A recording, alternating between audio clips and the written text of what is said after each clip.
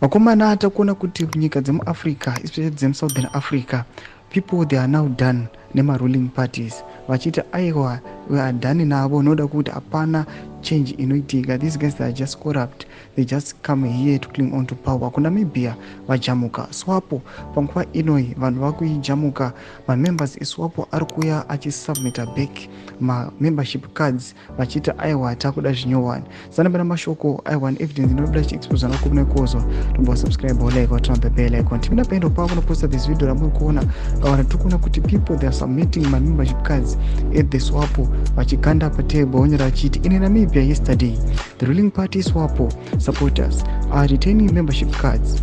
Speaking in Afrikaans in this video, they are saying SWAPO has felt enough is enough. Namibia is set to hold its general elections. Panapa tipinda pakomana vanu vachikomenda mu comment section vanyora chiti liberation movements are done. Mwana vachiti SWAPO ichawina zvayo, stop wasting your time. Mwana vanyora achiti apa vamwe vari kuti inowina. Revolutionary parties abused the citizenry, now it's payback time in Zimbabwe. Everyone was a ZANU-PF, but corruption and abuse of power, nepotism brought discord amongst the people. Hence opposition concerns for the future of the country are valid.